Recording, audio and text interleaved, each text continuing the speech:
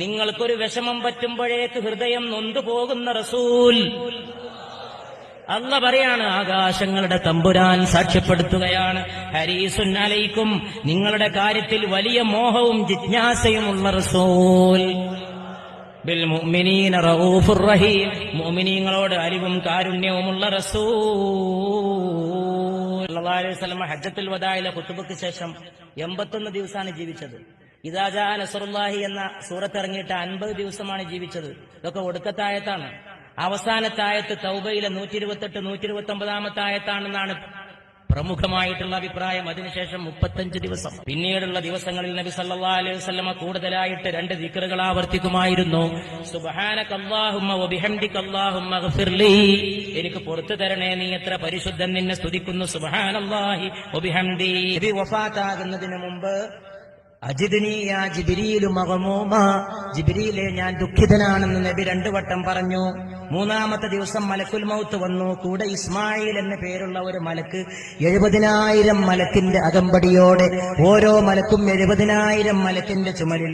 എന്നിട്ട് അവര് വന്നുകൊണ്ട് പറയുകയാണ്, ഇക്റാമൻ ലക, അങ്ങയോടുള്ള ബഹുമാനിക്കാൻ വന്നതാണ്, വതഫ്ളീലൻ ലക, അങ്ങയുടെ ഫദ്ല് കാണാൻ വന്നതാണ്, വഖാസ്സതൻ ലക, അങ്ങേക്ക് പ്രത്യേകതയുമായിട്ട് വന്നതാണ്. മലക്കുൽ മൗത്ത് ചോദിക്കുന്നു, യാ അഹ്മദ്, യാ അഹ്മദ്, നബിയുടെ പ്രിയപ്പെട്ട പേര് അഹ്മദ് സല്ലല്ലാഹു അലൈഹി വസല്ലം.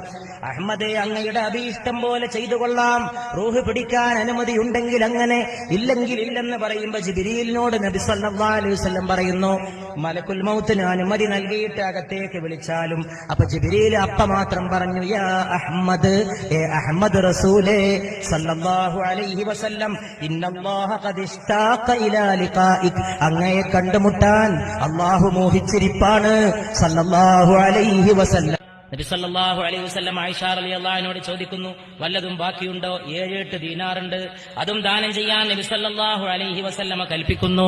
എന്നിട്ട് ചോദിക്കുന്നു, കയ്യിൽ എന്തെങ്കിലും ബാക്കി വെച്ചിട്ട്, കയ്യിൽ പണമുള്ളവനായിട്ട് മുഹമ്മദ് അള്ളാഹുവിനെ കാണണമെന്നാണോ നിങ്ങൾ ആഗ്രഹിക്കുന്നത്?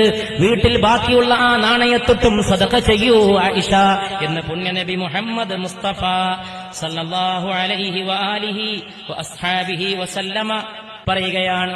അബൂബക്കർ സിദ്ദീഖ് കാണാമെന്നു. സനഹ് എന്ന സ്ഥലത്ത് അബൂബക്കർ സിദ്ദീഖ് റളിയല്ലാഹു തആല അൻഹു പാർക്കുകയാണ്. ആ പാർക്കുന്ന സ്ഥലം 2 മൈൽ അപ്പുറമാണ്. രോഗം മൂർച്ഛിച്ചു. അബൂബക്കർ സിദ്ദീഖിന്റെ മകനായ അബ്ദുറഹ്മാൻ വന്നപ്പോ കയ്യിൽ ഒരു മിസ്വാക്കുണ്ട്. നബി സല്ലല്ലാഹു അലൈഹി വസല്ലം മിസ്വാക്ക് ആവശ്യപ്പെട്ടു.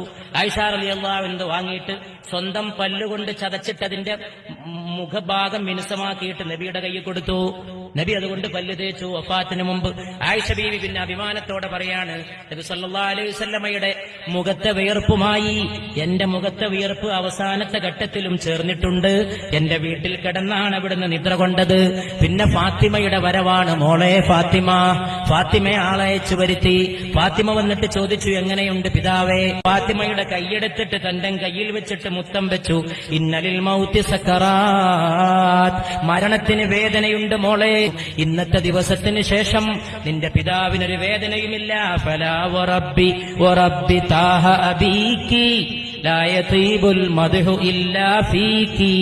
ഏ ഫാത്തിമ, മഹത്വമൂറുന്ന ഫാത്തിമ, അങ്ങയുടെ പിതാവായ താഹ റസൂലിന്റെ റബ്ബിനെ കൊണ്ട് സത്യം, മുഴുവൻ മദ്ഹും അങ്ങേക്കാണ് ഫാത്തിമ റളിയല്ലാഹു തആല അൻഹ. നബി സല്ലല്ലാഹു അലൈഹി വസല്ലമ വഫാത്തായി. അവിടുത്തെ കൈകൾ താഴേക്ക് വീണു. അല്ലാഹുമ്മ ഫിർ റഫീഖിൽ അലാ. കുടുംബത്തിൽപ്പെട്ട അസ്മാ, വനിതയായ സഹാബി, നബിയുടെ ശരീരം നോക്കിയിട്ട് പറയാണ്, നുബുവ്വത്തിന്റെ സീല് മറഞ്ഞതായിട്ട് ഞാൻ കണ്ടു. പെരടിയിലുണ്ടായിരുന്ന പ്രവാചകത്വത്തിന്റെ മുദ്ര അത് മറഞ്ഞു പോയതായിട്ട് കണ്ടപ്പോഴേ ഞങ്ങൾക്ക് ഉറപ്പാണ് വഫാത്തായെന്ന്.